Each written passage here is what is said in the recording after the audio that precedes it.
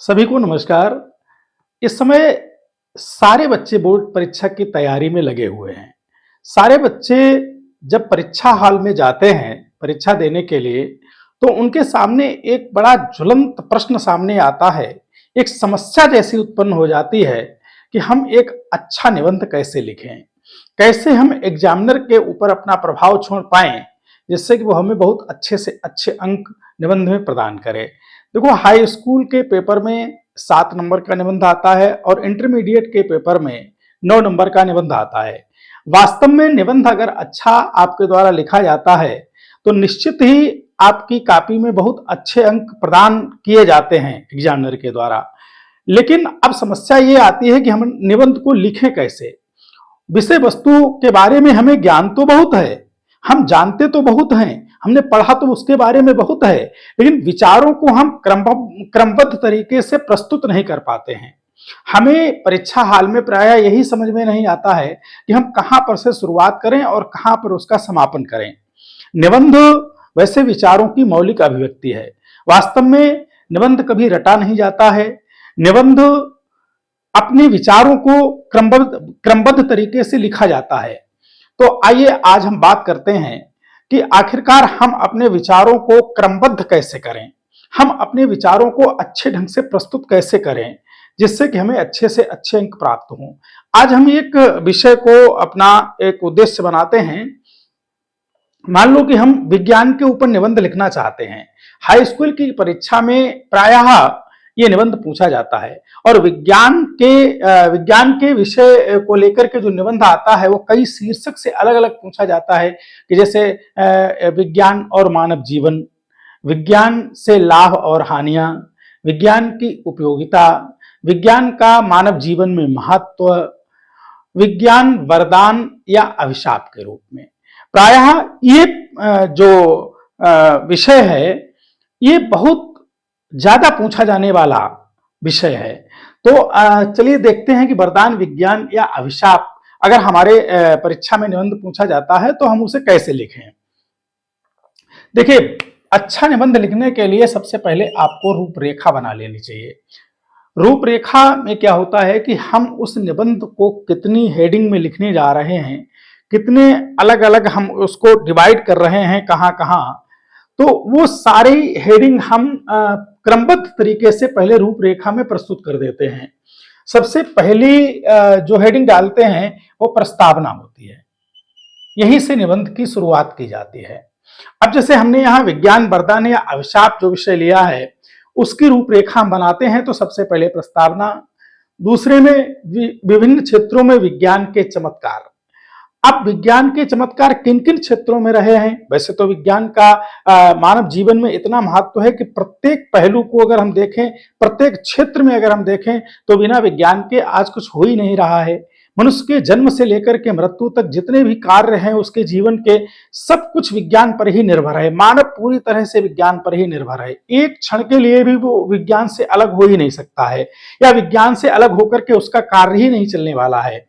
लेकिन फिर भी हम बहुत कुछ तो नहीं लिख सकते हैं, क्योंकि हमारे सामने एक समस्या ये भी आती है कि आखिरकार हम निबंध को लिखें कितना। देखिए, 300 शब्दों की मात्रा दी हुई होती है। 300 शब्दों का मतलब होता है कि मेरे विचार से, वैसे अगर 300 शब्द देखें तो बहुत 2 या 2.5 पेज में भी आ जाते हैं, लेकिन बोर्ड परीक्षा की कॉपी जो आपको प्राप्त होती है उसमें 3 पेज से कम का निबंध नहीं होना चाहिए। क्योंकि 3 पेज से अगर कम का निबंध आप लिखते हैं तो वो एग्जामिनर के ऊपर उतना प्रभाव नहीं छोड़ता है। तो आप कोशिश करिएगा कि कम से कम 3 पेज का निबंध आपका लिखा होना चाहिए।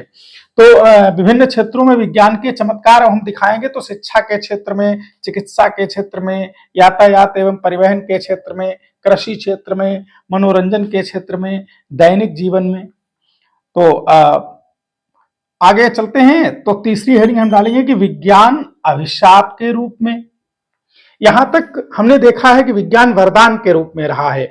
जो विज्ञान के विभिन्न क्षेत्रों में अलग अलग चमत्कार देखे गए हैं वो सब मानव जीवन के लिए बहुत उपयोगी हुए हैं। उन्होंने मानव जीवन को बहुत सहज और सरल बनाया है। तो वो सारी जो हेडिंग हमने यहाँ तक डाली है वो सब विज्ञान को वरदान के रूप में दिखा रही हैं।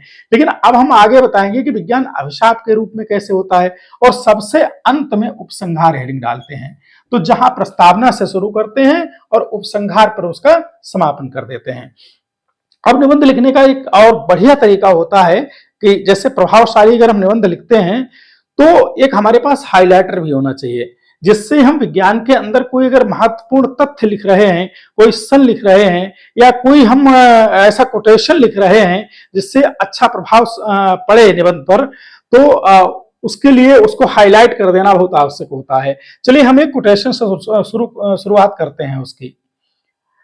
मानवता वर्धित पुष्पित हो, हर अधरों पर मुस्कान खिले, विज्ञान हरे सबकी पीड़ा, वसुधा को नव वरदान मिले। ये कोटेशन लिख करके हम निबंध की शुरुआत करते हैं।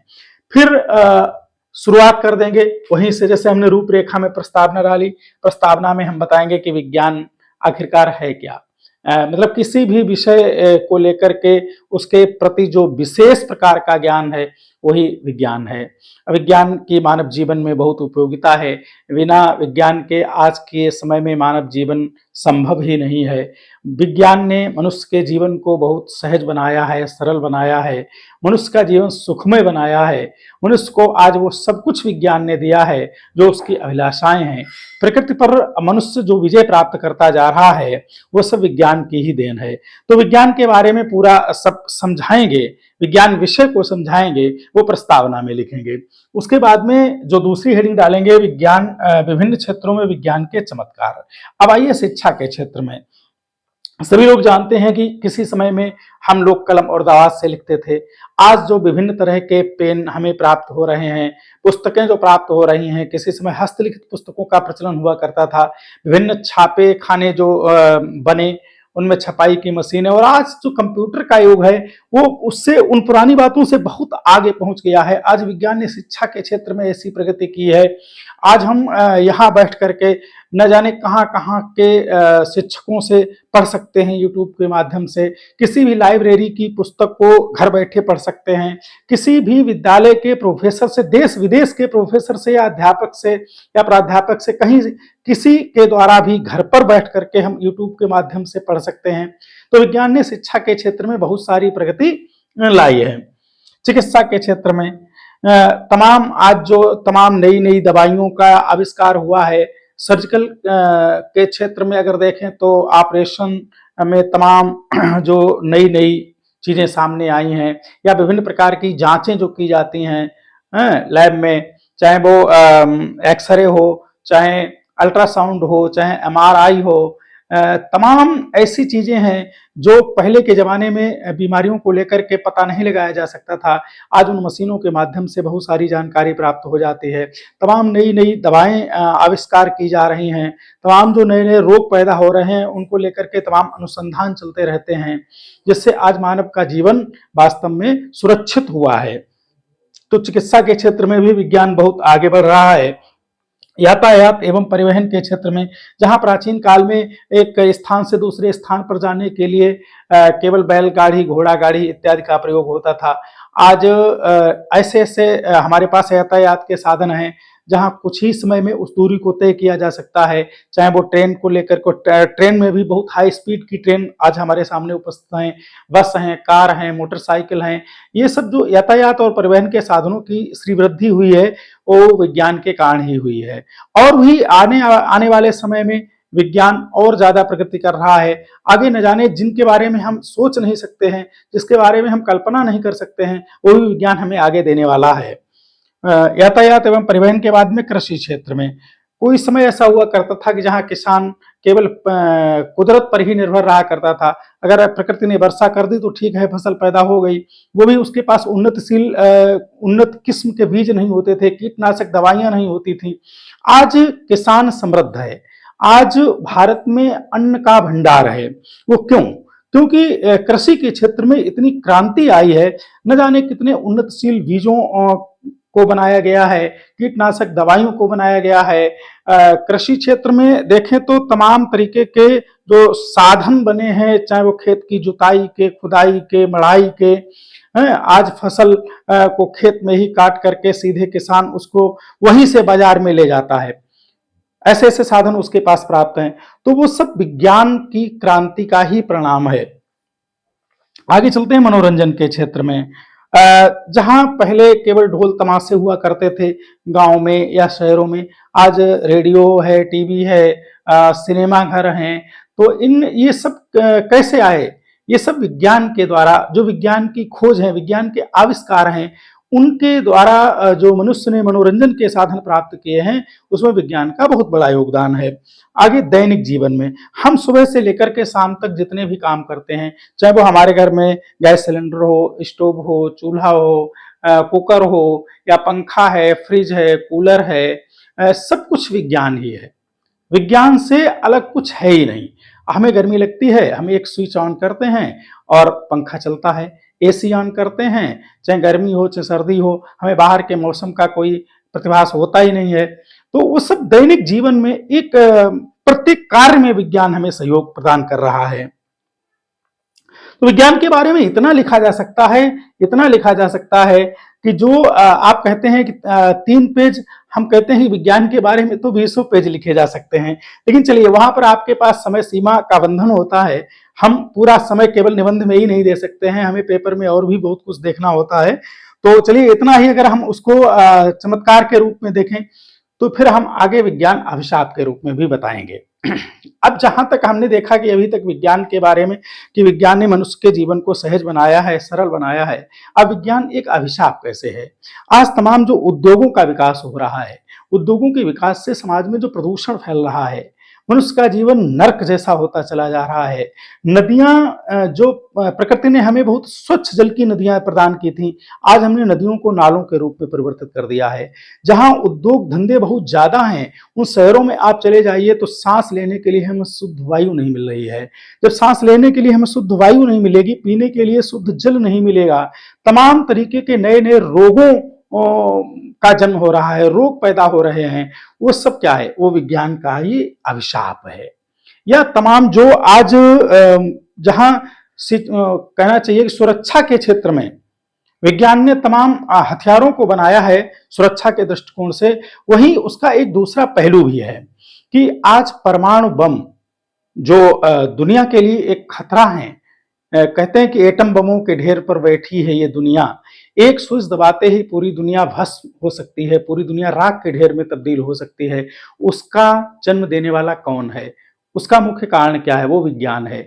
तो विज्ञान ने जहां एक ओर मनुष्य के जीवन को सुखमय बनाया है, वहीं दूसरी ओर मनुष्य के जीवन को यातनाओं की ओर भी धकेल रहा है। मनुष्य के जीवन को नर्क जैसा भी बनाता जा रहा है। लेकिन कहना चाहिए कि प्रत्येक वस्तु के दो पहलू होते हैं।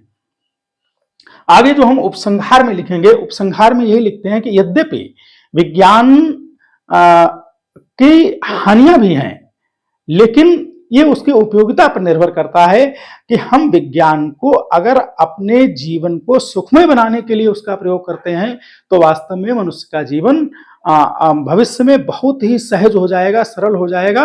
और आज जो प्रगति अभी तक जितनी हुई है, वो प्रगति भविष्य में और ज्यादा आगे बढ़ेगी। हो सकता है कि बहुत सारी चीजों की हम जो आज कल्पनाएं करते हैं या सोचते हैं, वो भी आगे के समय में संभव हो सकता है। तो इस प्रकार हम उपसंहार में लिख करके, और हम यही कामना करते हैं कि विज्ञान निरंतर मानव जीवन के लिए उपयोगी सिद्ध होता रहे। और जैसे हमने शुरुआत की थी कोटेशन से, वैसे लास्ट में भी हम कोटेशन एक लिख देते हैं कि सावधान मनुष्य यदि विज्ञान है तलवार, तो इसे दे फेंक तजकर मोह स्मृति के पार। हो चुका है सिद्ध है तू शिशु भी अज्ञान, फूल कांटों की नहीं कुछ भी तुझे पहचान। खेल सकता तू नहीं ले हाथ में तलवार, काट लेगा अंग तीखी है बड़ी है धार। इस प्रकार ये लिख करके हम इतिश्री कर दें, और निश्चित ही आपका जो मटेरियल है ये 3 पेज से अधिक भी हो सकता है। इतना निबंध अगर हम अच्छी तरीके से प्रस्तुत कर देते हैं, कोटेशन इत्यादि में अगर हम हाइलाइटर का प्रयोग कर देते हैं, तो निश्चित ही हमें निबंध में बहुत अच्छे अंक प्राप्त होते हैं। चलिए, आज के वीडियो में बस इतना ही। धन्यवाद। मिलते हैं नए वीडियो में नए विषय के साथ में।